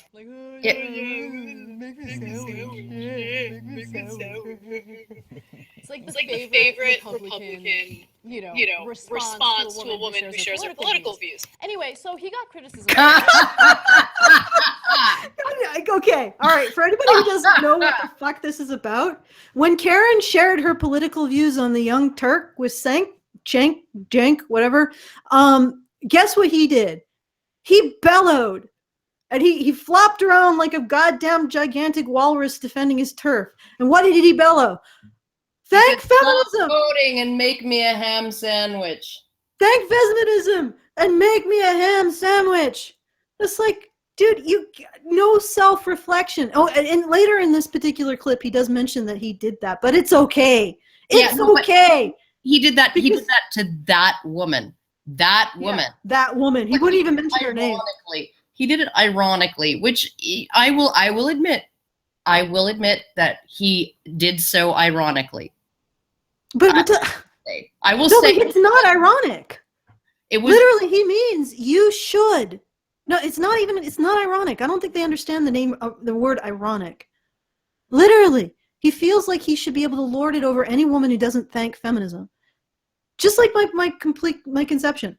If stoning was an acceptable punishment in our society, feminists would lobby to get women like us stoned. Women who don't embody their version of female purity and chastity. Okay, as far as they're concerned, every single quote unquote misogynist punishment is acceptable. Okay, but here's the thing. He was essentially attacking a straw man. Essentially, his belief, I sincerely believe this, his belief that my position was that women shouldn't have rights, women shouldn't have the vote, women shouldn't have these things, right? That women should not have equal rights, right? And so he's like, okay, well, if you feel that way, which I believe you do, then stop voting and make me a ham sandwich, right? And, go back to the time when women didn't have rights and make me a freaking sandwich. So I think it's unfair to essentially say or suggest that he's using this make me a sandwich thing in terms of he wants women to be in the kitchen and making sandwiches and that's their proper place. No, it's women who feel like they don't deserve rights, women who are actively working against what he sees as women's rights. I am willing to read the most. Yeah, but that was my point. Right? He gets to be the judge of whether. But that's my point, Karen. Yes. He's saying that women don't embody. He's allowed to have an opinion on that. He's allowed to have an opinion on the status of women. Fine, he's allowed to have an opinion. As much as I am allowed to have an opinion on the status of men. And so essentially, I don't harbor any hard feelings against him. Oh, it was hilarious. In terms of that, it was really funny. But on top of that, they aren't allowed to get, like later on in this video, Anna criticizes the right for being offended, taking offense, right? You're all against PC culture, right? Well, you shouldn't be taking offense at this, that, or the other thing. And it's like, except for that, you're actually taking offense at what this GOP representative said. You are taking offense at it. And it was probably meant ironically too. Nobody on the right is taking offense. They're just laughing because it was a joke, right? And you guys are taking offense in the context of political correctness. And so it's like, it's essentially like, it's this bizarre fucking hypocrisy.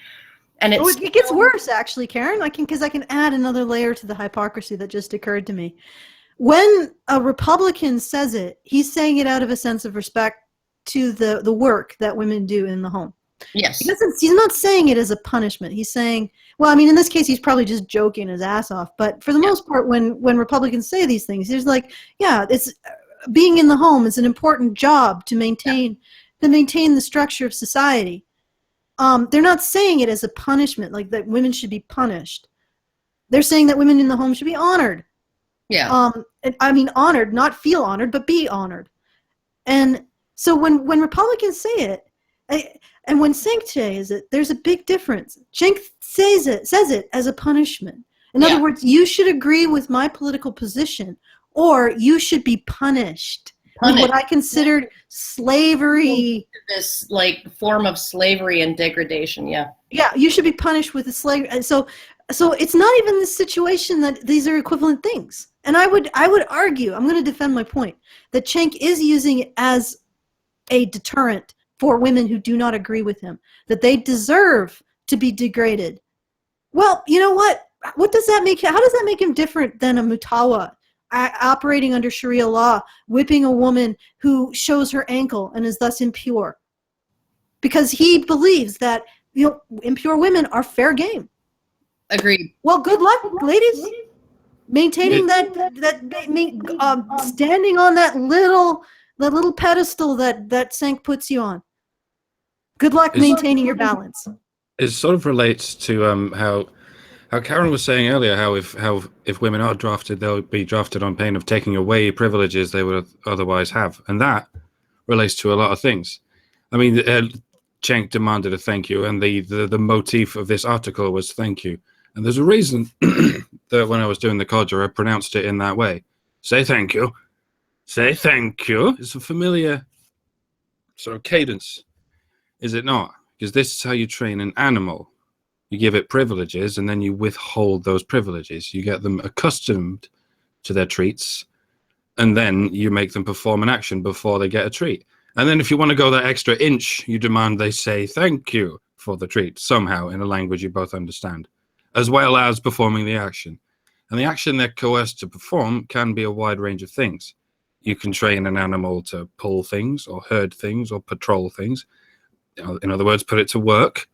Or you can train an animal to simply jump and roll over and play dead for your amusement. And really, once upon a time, there were many, if not most, domestic animals which were treated like the government treats men, put them to work and demand a thank you. But nowadays, we mostly treat animals like the government treats women. Sit, roll over, stay, beg, and say thank you. And if it's not okay for an animal, why is it okay for a human? Oh, wait. Well, it's just got complicated. Oh, my God. And of course, this is the end of my time. I'm already late. I'm already like almost over half an hour late. So I got to get going. Yes, you do. I do. And you cannot blame us for this. I can, and I will, and I do. No, but for fuck's sake, I was like listening to you rant and rant and rant and rant. And I'm like, Karen, don't you have to go? Well, you're the one who freaking suggested this goddamn stupid Medium article. Fuck. Okay, Brian, for her own sake, you need to end this. For all Karen's sake. Do it for Karen. Let's do it for me. Do it for Karen. Do all the things for Karen. Do it for me.